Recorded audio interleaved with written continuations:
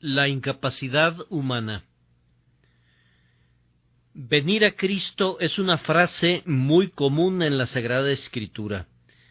Se usa para describir esas acciones del alma por las que, abandonando de inmediato nuestros pecados y nuestra justicia propia, volamos hacia el Señor Jesucristo y recibimos su justicia para revestirnos con ella y su sangre para que sea nuestra expiación. Venir a Cristo, entonces, encierra el arrepentimiento y la negación de uno mismo y la fe en el Señor Jesucristo.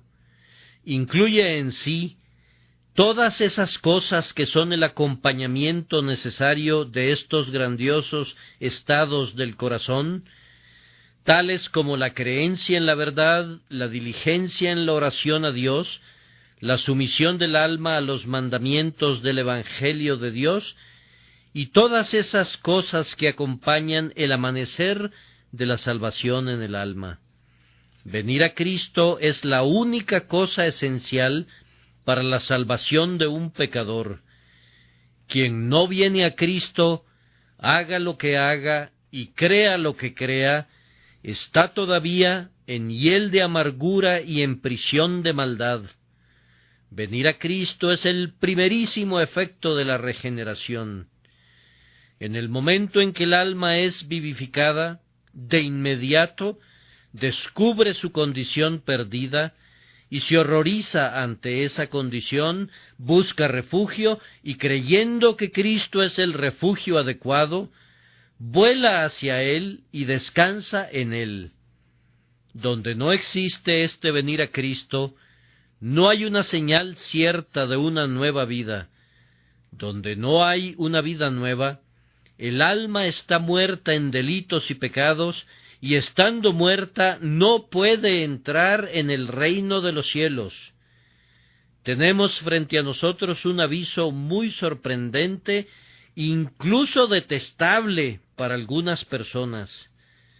Venir a Cristo, que es descrito por muchas personas como la cosa más fácil del mundo, es considerado por nuestro texto como algo total y enteramente imposible para cualquier hombre, a menos que el Padre le lleve a Cristo. Nuestro objetivo será entonces reflexionar sobre esta declaración. No dudamos que siempre será desagradable para la naturaleza carnal. Sin embargo, la ofensa que se hace a la naturaleza humana es a veces el primer paso para lograr que se humille ante Dios. Y si este es el resultado de un proceso doloroso, podemos olvidar el dolor y gozarnos en las gloriosas consecuencias.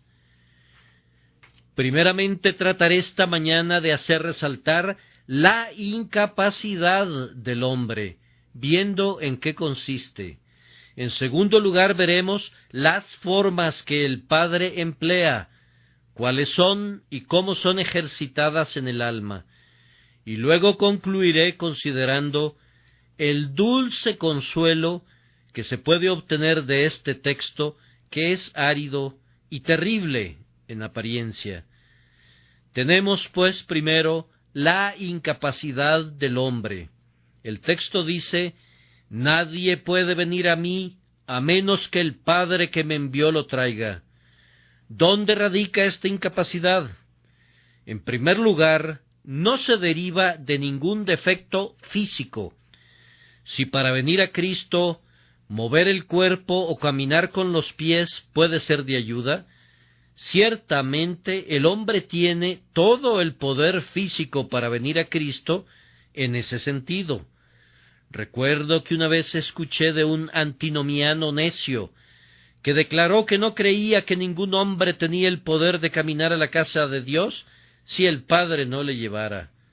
Era verdaderamente un tonto, porque debió haber visto que mientras un hombre tenga vida y piernas, le resulta lo mismo de fácil caminar a la casa de Dios que a la casa de Satanás. Si venir a Cristo incluye decir una oración, El hombre no tiene defecto físico sobre ese particular. Si no es mudo, puede decir una oración tan fácilmente como decir una blasfemia. Es tan fácil que un hombre cante uno de los cantos de Sión, como que cante una canción profana teñida de lujuria. No hace falta el poder físico para venir a Cristo. El hombre tiene todo el poder corporal que se necesita, y cualquier parte de la salvación que consista en eso está entera y totalmente al alcance del hombre, sin necesidad de ninguna ayuda del Espíritu de Dios. Tampoco reside esta incapacidad en ninguna deficiencia mental. Puedo creer que esta Biblia es verdadera con la misma facilidad que puedo creer que cualquier otro libro es verdadero. En la medida en que creer en Cristo no sea más que un acto de la mente, soy tan capaz de creer en Cristo como lo soy de creer en cualquier otra persona. Si sus afirmaciones son verdaderas, sería una pérdida de tiempo que me digan que no puedo creerlas. Puedo creer lo que Cristo afirma de la misma manera que puedo creer lo que afirme cualquier otra persona. No hay ninguna falta de capacidad en la mente. Es capaz de apreciar como un mero concepto intelectual la culpa del pecado, de la misma manera que es capaz de entender la culpa que implica un asesinato. ¿Es imposible que yo desarrolle la idea mental de buscar a Dios? De la misma manera que puedo ejercitar el pensamiento de la ambición. Tengo toda la fortaleza mental y el poder que se pueden necesitar en la medida en que el poder mental sea necesario para la salvación. No hay ningún hombre tan ignorante que pueda argumentar su falta de intelecto como una excusa válida para rechazar el Evangelio. Entonces, el defecto no está ni en el cuerpo, ni en lo que debemos llamar en el sentido teológico la mente. No existe ni insuficiencia ni deficiencia en ella, aunque ciertamente es la depravación de la mente, su corrupción o su ruina, lo que después de todo conforma la esencia misma de la incapacidad del hombre. Permítanme mostrarles en dónde reside realmente la incapacidad del hombre. Está en lo profundo de su naturaleza. Debido a la caída y por medio de nuestro propio pecado, la naturaleza del hombre se ha vuelto tan degradada, depravada y corrupta que es imposible que el hombre venga a Cristo sin la ayuda de Dios el Espíritu Santo. Ahora, con el objeto de poder mostrarles cómo la naturaleza del hombre lo hace incapaz de venir a Cristo, deben permitirme usar esta figura. Vean a esa oveja, observen con qué entusiasmo come de su pasto. ¿No se han enterado nunca de una oveja que busque la carroña?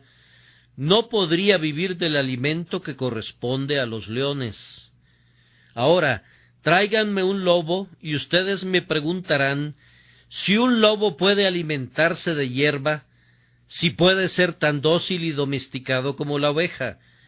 Yo respondo que no, pues su naturaleza va en contra de todo eso. Ustedes dicen, bien, tiene orejas y patas. ¿Acaso no puede oír la voz del pastor y seguirlo a donde quiera que vaya? Yo respondo, ciertamente, no hay ninguna causa física por la que no pueda hacerlo, pero su naturaleza se lo impide, y por lo tanto digo que no puede hacerlo. ¿Acaso no puede ser domesticado? ¿No puede desaparecer su naturaleza feroz?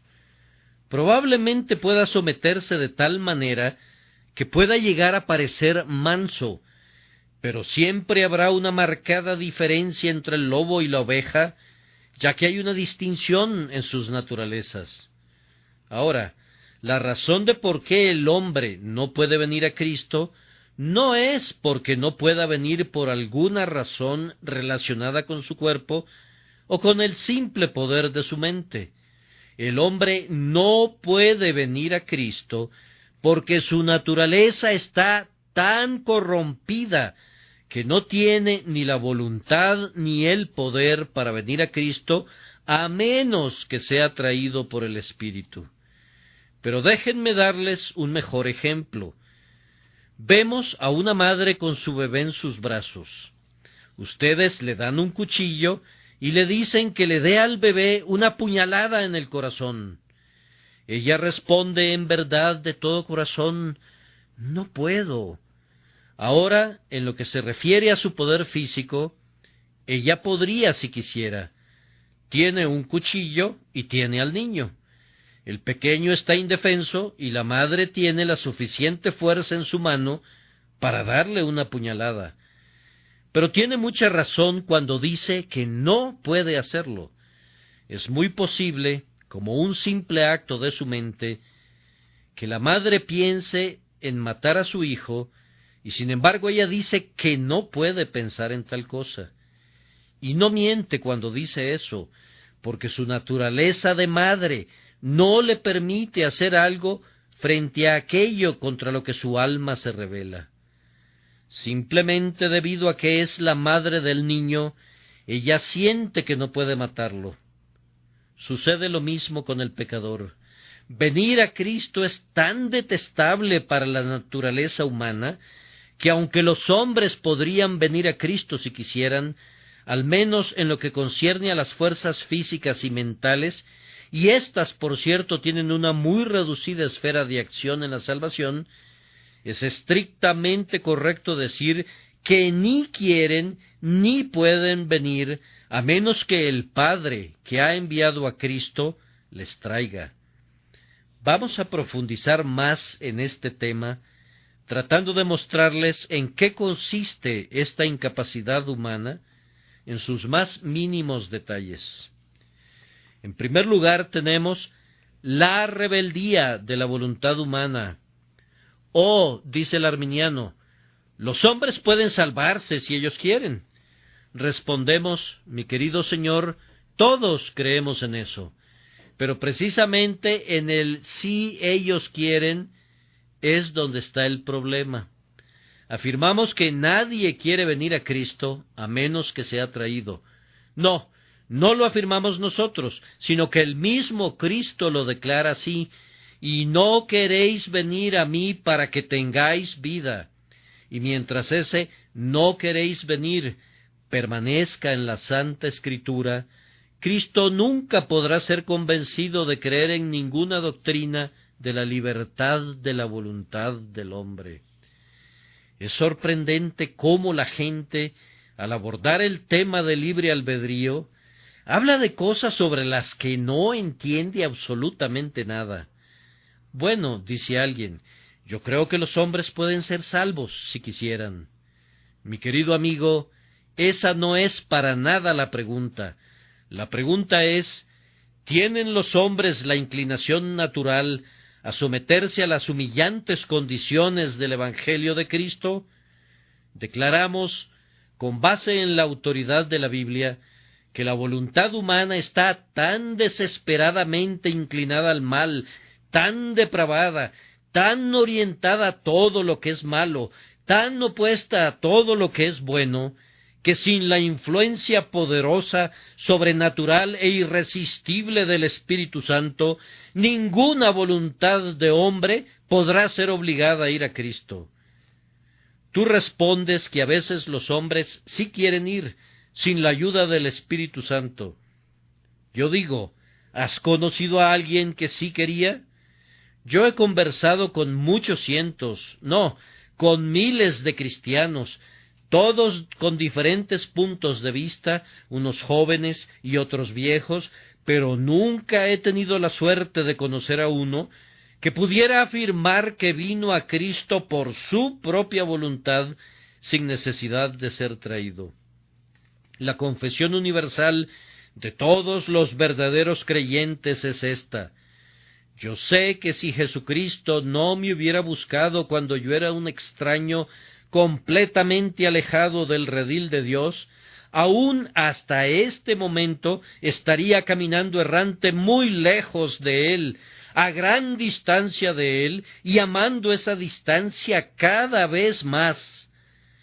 Todos los creyentes afirman, en un consenso general, la verdad de que los hombres no vendrán a Cristo hasta que el Padre que ha enviado a Cristo les traiga. Otra vez, no sólo la voluntad es obstinada, sino que el entendimiento está oscurecido. De todo esto tenemos abundantes pruebas en la Escritura. No estoy haciendo una simple aseveración ahora, sino que estoy declarando doctrinas que son enseñadas con autoridad en las Santas Escrituras y conocidas en la conciencia de cada cristiano, que el entendimiento del hombre está de tal manera entenebrecido que no puede entender las cosas de Dios de ninguna manera hasta que su entendimiento sea abierto. El hombre interior es ciego por naturaleza. La cruz de Cristo, tan cargada de glorias y brillando con todo tipo de atractivos, nunca le atrae, porque está ciego y no puede ver sus maravillas. Háblale de las maravillas de la creación, muéstrale el arco iris que surca el cielo, déjale mirar las glorias de un paisaje. Claro que estas cosas sí las puede ver. Pero háblale de las maravillas del pacto de gracia, coméntale acerca de la seguridad que tiene el creyente en Cristo, dile las bellezas de la persona del Redentor, y verás que está sordo a todas tus descripciones. O regresemos al versículo que notamos de manera especial en nuestra lectura. El hombre animal no percibe las cosas que son del Espíritu de Dios, porque le son locura, y no las puede entender, porque se han de examinar espiritualmente, y en tanto que es un hombre natural, no tiene el poder de discernir las cosas de Dios. Bien, dice uno, creo que he desarrollado un criterio razonable en los temas de teología. Pienso que casi puedo entenderlo todo. Cierto, puedes haberlo logrado en cuanto a la letra, pero en su espíritu y en una verdadera recepción que penetre hasta el alma y su comprensión verdadera, no puedes haberlas logrado, a menos que haya sido traído por el Espíritu. Pues en tanto que esta escritura sea verdad, es decir, que el hombre carnal no puede entender las cosas espirituales, es imposible que las hayas entendido a menos que haya sido regenerado y haya sido hecho un hombre espiritual en Cristo Jesús.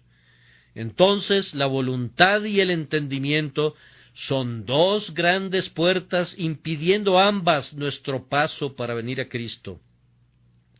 Y hasta que estas puertas no sean abiertas por las dulces influencias del Espíritu Divino, están cerradas para siempre para todo lo relacionado a venir a Cristo.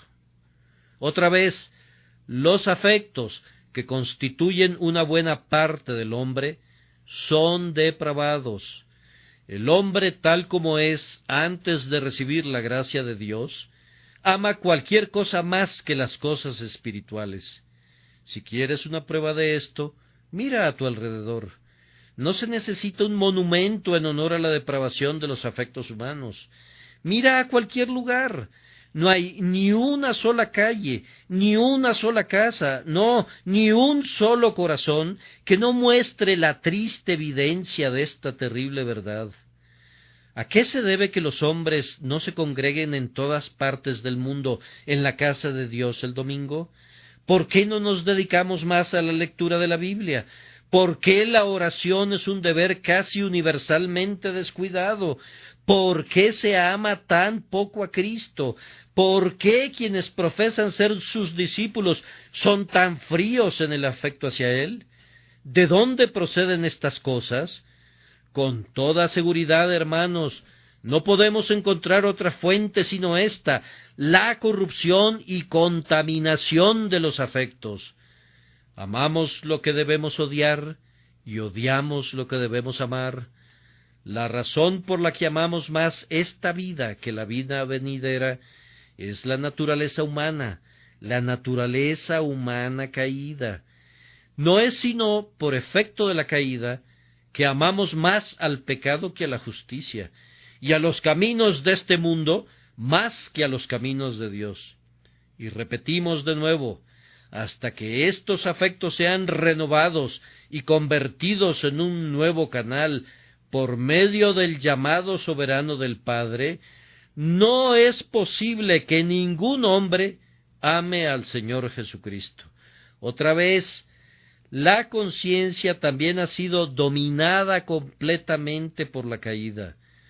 Creo que el mayor error que cometen los teólogos es cuando le dicen a la gente que la conciencia es representante de Dios en el alma y que es uno de esos poderes que retienen su antigua dignidad alzándose erguido entre sus compañeros caídos. Hermanos míos, cuando el hombre cayó en el huerto del Edén, la humanidad entera cayó. No hubo ni un solo pilar del templo humano que permaneciera erguido. Es cierto, la conciencia no fue destruida. El pilar no se rompió. Cayó y cayó en una sola pieza y allí quedó, como el más poderoso fragmento de lo que fue una vez la obra perfecta de Dios en el hombre. Pero esa conciencia está caída, estoy seguro. Simplemente miren a los hombres. ¿Quién posee de todos los hombres una buena conciencia delante de Dios, sino el hombre regenerado? ¿Piensan ustedes que si las conciencias de los hombres les hablaran siempre de manera fuerte y clara, vivirían cometiendo cada día actos tan opuestos a la justicia como las tinieblas se oponen a la luz? No, amados, la conciencia me podrá decir que soy un pecador, pero es una conciencia que no me puede hacer sentir que soy un pecador. La conciencia me podrá decir que tal y tal cosa es mala, pero ¿qué tan mala es? Esa misma conciencia no lo sabe. ¿Acaso le ha dicho la conciencia alguna vez a alguien, sin la iluminación del Espíritu, que sus pecados merecen la condenación? O si alguna conciencia alguna vez hizo eso, ¿guió a ese hombre a sentir el aborrecimiento del pecado como pecado? De hecho, alguna vez una conciencia trajo al hombre a tal negación de sí mismo que llegó a sentir aborrecimiento de sí y de todas sus obras y la necesidad de venir a Cristo. No, la conciencia, aunque no está muerta, está arruinada. Su poder está dañado, ya no tiene esa agudeza visual, ni esa mano poderosa, ni esa voz de trueno que tuvo antes de la caída. Ha dejado de ejercer, hasta cierto punto, su supremacía en la ciudad de alma humana. Entonces, amados, debido a la depravación de la conciencia, se requiere que el Espíritu Santo intervenga para mostrarnos nuestra necesidad de un Salvador y para traernos al Señor Jesucristo. Sin embargo, dirá alguno, en todo lo que has dicho hasta ahora, me da la impresión que consideras que la razón por la que los hombres no vienen a Cristo es que ellos no quieren en lugar que no pueden. Cierto, muy cierto. Creo que la razón de mayor importancia de la incapacidad del hombre es la rebeldía de su voluntad. Una vez que se supera la rebeldía, creo que se ha quitado esa gran piedra que tapa el sepulcro y ya está ganada la parte más dura de la batalla. Pero permítanme ir un poco más lejos. Mi texto no dice ningún hombre quiere venir, sino que dice ningún hombre puede venir. Ahora, muchos comentaristas creen que la palabra puede no es más que una expresión que no conlleva otro significado más que el de quiere. Estoy convencido que esto no es correcto. No solamente hay en el hombre una renuencia a ser salvado, sino que también hay impotencia espiritual para venir a Cristo. Y esto se lo puedo demostrar a cualquier cristiano con mucha facilidad. Amados, me dirijo a los que ya han sido vivificados por la gracia divina.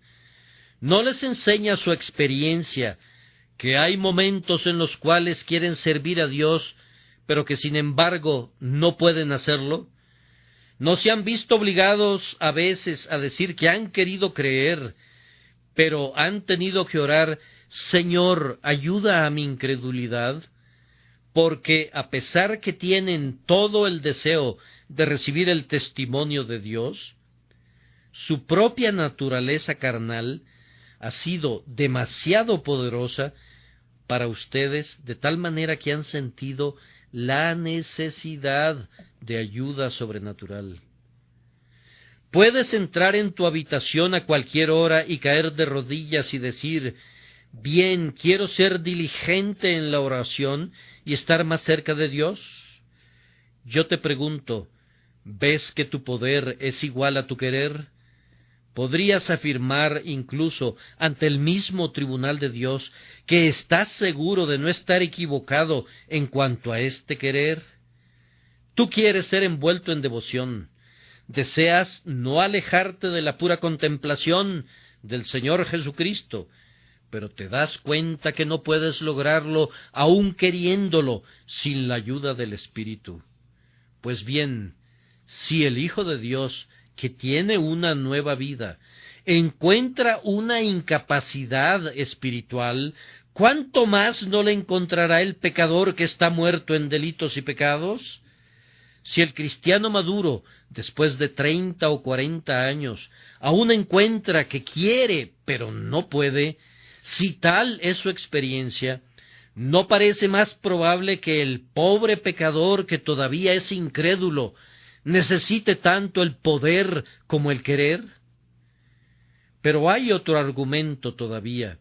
Si el pecador tiene poder para venir a Cristo, me gustaría saber cómo debemos interpretar las continuas descripciones de la situación del pecador que encontramos en la santa palabra de Dios. Ahora bien, se dice que un pecador está muerto en delitos y pecados. ¿Podrías afirmar que la muerte sólo significa la ausencia de la voluntad? Ciertamente un cadáver es tanto incapaz como renuente. ¿O acaso no ven todos los hombres que hay una distinción entre querer y poder? ¿No podría ese cadáver ser lo suficientemente revivido para tener voluntad y sin embargo ser tan impotente que ni siquiera puede mover su mano o su pie?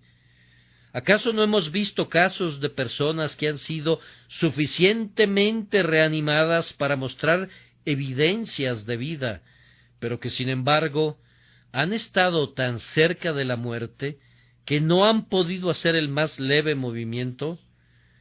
¿No hay una clara diferencia entre dar el querer y dar el poder? Sin embargo, es muy cierto que donde se da el querer, se tendrá el poder. Logren que un hombre quiera, y ese hombre será hecho poderoso, pues cuando Dios da el querer, Él no atormenta al hombre haciéndolo desear eso que no puede alcanzar. Sin embargo, Dios hace tal división entre el querer y el poder, que se ve que ambas cosas son dones muy distintos del Señor nuestro Dios. A continuación tengo que hacer otra pregunta. Si eso fuera todo lo que el hombre necesita para querer, ¿no se degrada con ello de inmediato al Espíritu Santo? No tenemos la costumbre de dar toda la gloria de la salvación obrada en nosotros a Dios el Espíritu Santo, pero si todo lo que el Dios el Espíritu Santo hace por mí es darme el querer hacer estas cosas por mí mismo, ¿no nos hacemos partícipes en gran medida de su gloria? ¿Y no podría entonces ponerme de pie y decir con toda osadía: es cierto que el Espíritu me dio la voluntad de hacer esto, pero aun así yo lo hice por mí mismo, y por lo tanto yo también puedo gloriarme?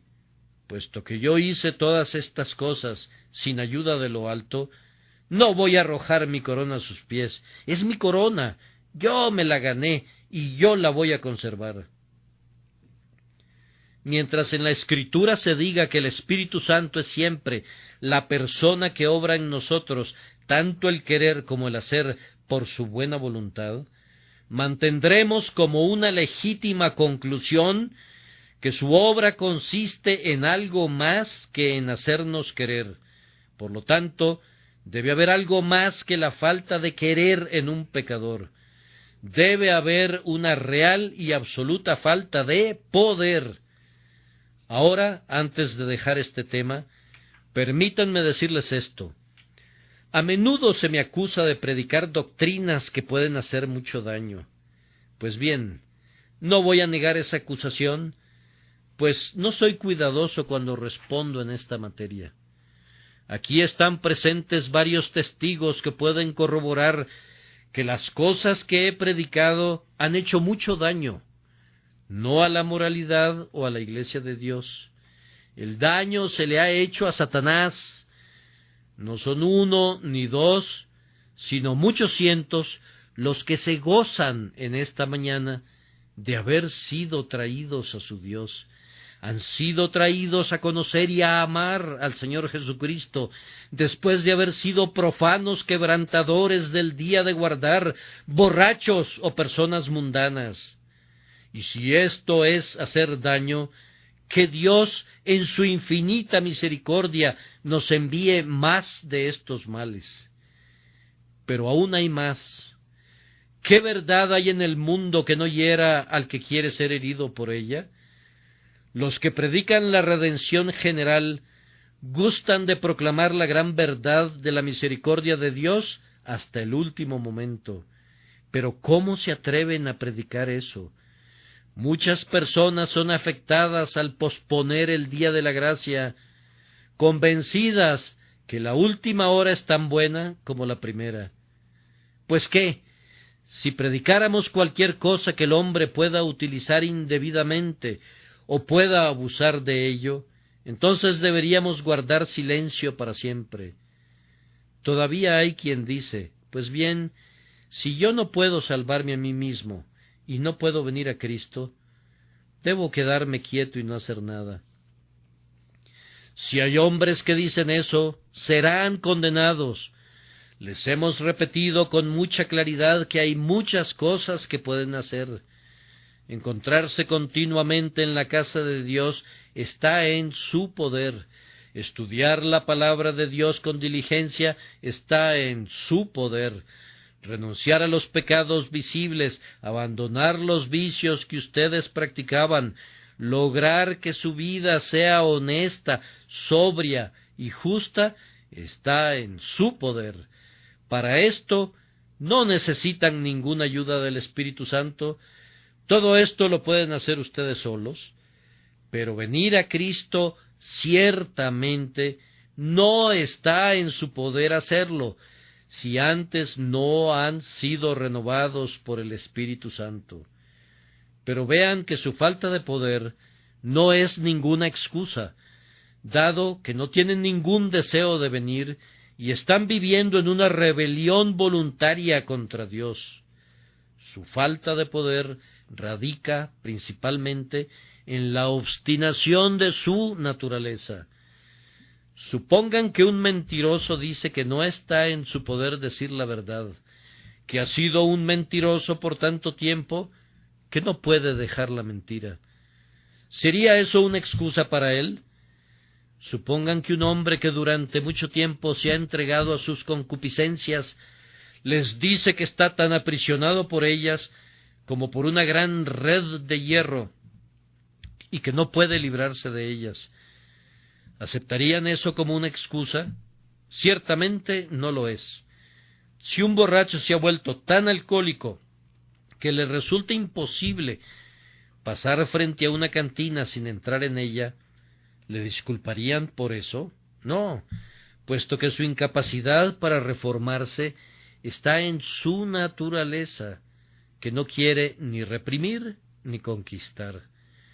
El acto y la causa de ese acto provienen ambos de la raíz de pecado y son dos males que no pueden excusarse el uno al otro.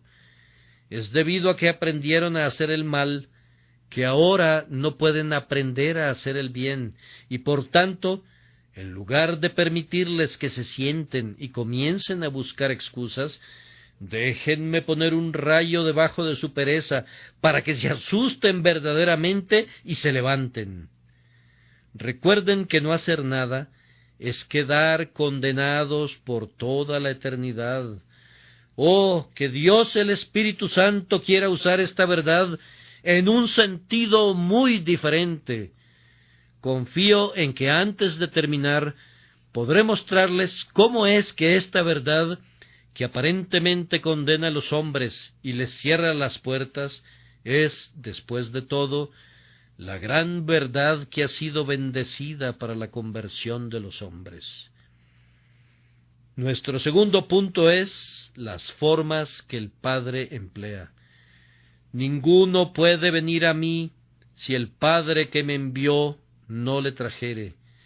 Entonces, ¿cómo trae el Padre a los hombres? Los teólogos arminianos generalmente afirman que Dios trae a los hombres por la predicación del Evangelio.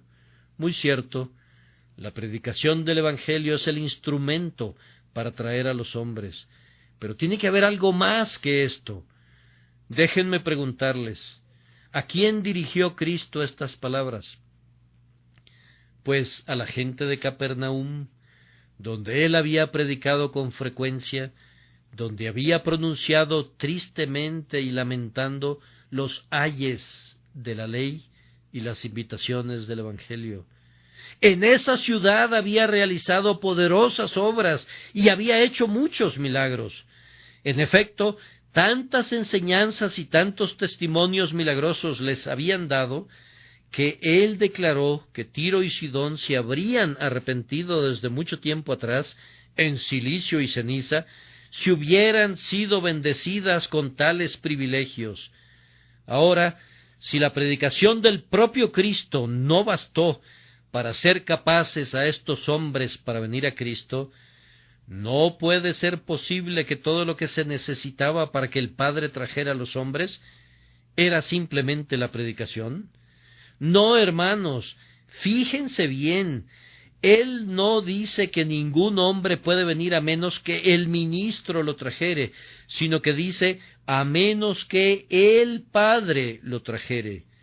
Ahora bien, existe tal cosa como ser traído por el Evangelio y ser traído por el ministro sin ser traído por Dios. Claramente es una atracción divina la que se quiere describir con esto, una atracción del Dios Altísimo, la primera persona de la Santísima Trinidad, que envía a la tercera persona, el Espíritu Santo, para inducir a los hombres a venir a Cristo. Otra persona se voltea y dice con una sonrisa burlona, entonces, ¿piensas que Cristo arrastra a los hombres hacia Él al ver que ellos no quieren? Recuerdo una conversación con alguien que me dijo una vez, tú predicas que Cristo arrastra a la gente tomándola de los cabellos y los lleva hacia Él. Yo le pedí que me diera la fecha del sermón en que prediqué esa extraordinaria doctrina, pues si la recordaba, se lo iba a agradecer. Sin embargo, no pudo recordarla. Pero respondí que, si bien es cierto que Cristo no arrastra a la gente tomándolos de los cabellos, creo que los atrae tomándolos del corazón, de manera tan poderosa como el ejemplo que tu caricatura sugiere. Fíjense bien que en la atracción del Padre no hay ningún tipo de compulsión. Cristo nunca obligó a nadie a venir a Él en contra de su voluntad. Si un hombre no quiere ser salvado, Cristo no lo salva en contra de su voluntad. Entonces, ¿cómo le trae el Espíritu Santo? Pues haciendo que quiera venir. Es cierto que utiliza la persuasión moral. Él conoce un método más cercano para tocar al corazón.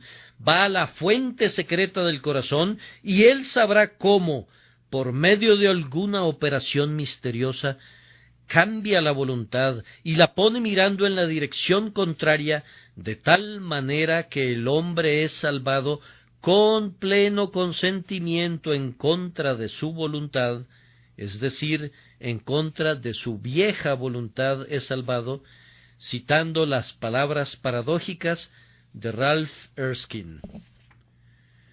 Pero él es salvado con su pleno consentimiento porque se le ha infundido el querer en el día del poder de Dios. No se imaginen que alguien vaya a ir al cielo pataleando todo el camino y forcejeando contra la mano que lo lleva. No piensen que alguien va a ser lanzado para que se bañe en la sangre del Salvador al tiempo que él trata de huir del Salvador. ¡Oh, no! Es cierto que antes que nada el hombre no quiere ser salvado. Cuando el Espíritu Santo pone su influencia en el corazón, se cumple la Escritura: «Atráeme en pos de ti, corramos».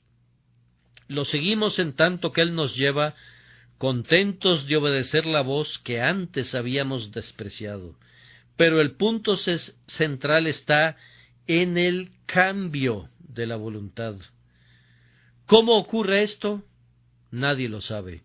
Es uno de esos misterios claramente percibidos como un hecho, pero cuya causa ninguna lengua puede declarar y ningún corazón puede adivinar. Sin embargo, sí les podemos decir la manera aparente en que el Espíritu Santo opera.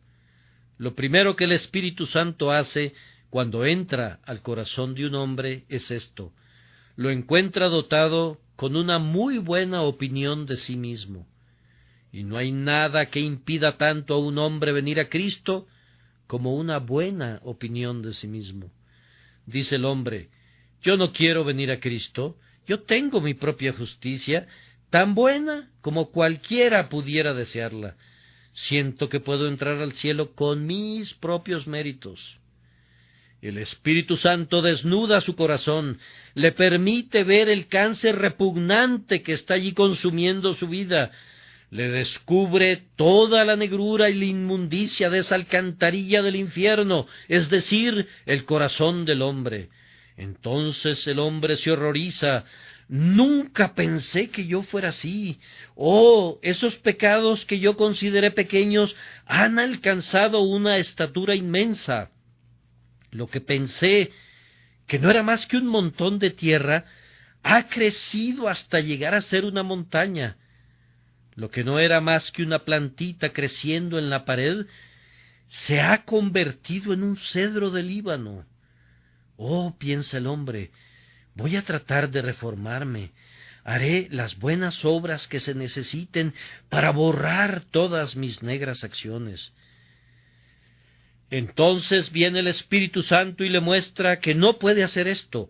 Le quita el poder imaginario y la fuerza que estaba en la fantasía, de tal forma que el hombre cae de rodillas y en agonía exclama: «Oh, pensé una vez que podía salvarme por mis buenas obras, pero ahora me doy cuenta que mis lágrimas podrían rodar eternamente, mi celo podría no conocer el descanso, mi pecado no puede ser expiado con nada. Solo tú puedes salvar, Señor, debes salvarme». Entonces el corazón se despierta y el hombre está al borde de la desesperación y exclama: «No podré ser salvo nunca, nada puede salvarme». Entonces llega el Espíritu Santo y muestra la cruz de Cristo al pecador, le da ojos ungidos con colirio del cielo y le dice: Mira esa cruz. Ese hombre murió para salvar a los pecadores. ¿Sientes que eres un pecador? Él murió para salvarte. Y Él hace que el corazón crea y venga a Cristo. Y cuando viene a Cristo, porque el Espíritu le ha traído dulcemente, encuentra la paz de Dios que sobrepasa todo entendimiento, la cual guardará su corazón y pensamientos en Cristo Jesús, Señor nuestro. Ahora podrán darse cuenta con toda claridad que todo esto puede hacerse sin necesidad de ninguna compulsión. El hombre es traído tan de buena gana que es como si no fuera traído, y viene a Cristo dando su pleno consentimiento tan de buena gana como si ninguna secreta influencia hubiera sido aplicada a su corazón. Pero esa influencia debe ser aplicada, pues nunca ha habido nadie, ni tampoco lo habrá, que pueda o que quiera venir al Señor Jesucristo. Y ahora nos preparamos para llegar a una conclusión tratando de hacer una aplicación práctica de esta doctrina. Confiamos que también sirva de consuelo. Bien, dirá alguno, si lo que este hombre predica es cierto, ¿en qué se convertirá mi religión? Porque habrás de saber que durante mucho tiempo me he estado esforzando y no me gusta que me digas que un hombre no se puede salvar a sí mismo. Yo sí creo que puede, y por lo tanto pretendo perseverar en ese esfuerzo. Pero si creo lo que tú dices, debo abandonarlo todo y comenzar de nuevo. Queridos amigos, sería algo muy bueno que lo intenten. No crean que voy a reaccionar con alarma si lo hacen. Recuerden, están construyendo su casa sobre la arena y solo es un acto de caridad que yo la sacuda un poco. Les aseguro, en el nombre de Dios, que si su religión no tiene un mejor fundamento que la propia fuerza de ustedes, no podrán resistir el juicio de Dios. Nada durará por toda la eternidad que no haya venido de la eternidad. A menos que el Dios eterno haya hecho una buena obra en su corazón, todo lo que puedan haber hecho será descubierto en el último día en el que se rendirán cuentas. Es en vano que vayan a la iglesia o a la capilla, que observen el domingo, que oren asiduamente. Es en vano que sean honestos con sus vecinos y que su conversación sea siempre honorable. Si tienen la esperanza de ser salvos por medio de estas cosas, es totalmente en vano que confíen en eso. Adelante, sean tan honestos como quieran, guarden perpetuamente el domingo, sean tan santos como puedan. No los voy a disuadir de hacer estas cosas, Dios no lo quiera. Crezcan en ellas, pero no confíen en ellas, pues si confían en ellas encontrarán que no funcionan cuando más las necesiten. Y si hay algo más que ustedes crean que pueden hacer sin la ayuda de la divina gracia, entre más pronto se liberen de la esperanza que se pudo haber engendrado así, mejor para ustedes, pues es una vana ilusión confiar en algo hecho por la carne. Un cielo espiritual debe ser habitado por hombres espirituales, y la preparación para entrar allí debe ser realizada por el Espíritu de Dios. Bien, exclama uno, yo he estado participando en un grupo donde se me ha dicho que yo podía, por decisión propia, arrepentirme y creer, y la consecuencia de eso es que he venido posponiendo esa decisión cada día. Pensé que podía venir en el día que yo quisiera, que yo solo tenía que decir, Señor, ten misericordia de mí, y creer, y entonces sería salvo. Ahora usted me ha arrebatado toda esta esperanza, Señor. Siento que el asombro y el horror se apoderan de mí. De nuevo digo, mi querido amigo, eso me da mucho gusto. Este era el efecto que yo esperaba conseguir por la gracia de Dios. Ruego que sientas cada vez más eso. Cuando ya no tengas ninguna esperanza de salvarte a ti mismo, tendré la esperanza de que Dios ha comenzado a salvarte. Tan pronto como tú digas: «Oh, no puedo venir a Cristo, Señor, toma mi mano, ayúdame», me regocijaré por ti. El que tiene el querer, aunque no tenga el poder, siente que la gracia ha comenzado a trabajar en su corazón, y Dios no lo dejará hasta que el trabajo haya sido terminado. Pero tú, pecador despreocupado, aprende que tu salvación está ahora en las manos de Dios. Oh, recuerda que tú estás enteramente en las manos de Dios. Has pecado contra Él, y si Él quiere condenarte, condenado estás. No puedes resistir su voluntad ni frustrar su propósito. Has merecido su ira, y si Él elige derramar la abundancia de su ira sobre tu cabeza, tú no puedes hacer nada para impedirlo. Si por otro lado Él elige salvarte, Él es capaz de hacerlo completamente. Pero tú estás en su mano de la misma manera que lo puede estar la mariposa del verano bajo tu propio dedo. Él es el Dios al que ofendes cada día. No tiemblas cuando piensas que tu destino eterno cuelga ahora de la voluntad de aquel a quien has enojado y enfurecido. ¿No chocan temblando tus rodillas y no se te congela la sangre? Si es así, me da mucho gusto, puesto que esto puede ser el primer efecto en tu alma de la atracción del Espíritu. Oh, tiembla al pensar que el Dios al que has airado es el mismo Dios del que depende enteramente tu salvación o tu condenación. Temblando, besad al Hijo, porque no se enoje y perezcáis en el camino cuando se encendiere un poco su furor. Ahora, la reflexión que consuela es esta. Algunos de ustedes están conscientes en esta mañana que están viniendo a Cristo. ¿No han comenzado a llorar la lágrima penitencial? ¿Acaso su habitación no fue testigo mudo de la preparación por la que pasaron en medio de oraciones para venir a escuchar la palabra de Dios? Y durante el culto esta mañana, ¿no susurraba su corazón estas palabras: «Señor, sálvame o perezco, porque yo no puedo salvarme a mí mismo»? ¿No podrían acaso ahora ponerse de pie, aún sobre los asientos, y cantar: «Oh, gracia soberana, somete mi corazón»? Quiero ser llevado en triunfo también, un cautivo voluntario de mi Señor quiero ser, para cantar el triunfo de su palabra.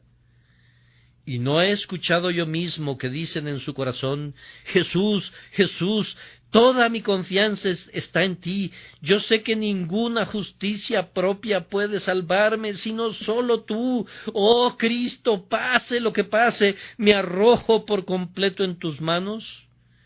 Oh, mis hermanos y hermanas, ustedes son traídos por el Padre, pues no hubieran podido venir si Él no los hubiera traído. ¡Cuán dulce es ese pensamiento! Y si Él los ha traído, ¿saben cuál es la conclusión maravillosa? Déjenme repetir solamente un texto, esperando que les traiga consuelo. Jehová se manifestó a mí ya mucho tiempo ha, diciendo: «Con amor eterno te he amado, por tanto te soportaré con misericordia». Sí, mis pobres hermanos y hermanas que lloran, en la medida en que están viniendo a Cristo ahora, el Padre los ha traído, y en la medida en que Él los ha traído, tienen la prueba que Él los ha amado desde antes de la fundación del mundo. Dejen que su corazón dé saltos de alegría. Ustedes le pertenecen. El nombre de cada uno de ustedes fue escrito en las manos del Salvador cuando fueron clavadas al maldito madero. El nombre de cada uno de ustedes brilla en el pectoral del grandioso sumo sacerdote, y estaba ya allí antes que el lucero de la mañana conociese su lugar o los planetas tuvieran su órbita. Gócense en el Señor todos ustedes que han venido a Cristo, y den voces de alegría todos ustedes que han sido traídos por el Padre, pues esta es la prueba con que cuentan su solemne testimonio de que han sido elegidos en eterna elección de entre todos los hombres, y de que serán guardados por el poder de Dios por medio de la fe para la salvación que está lista para ser revelada.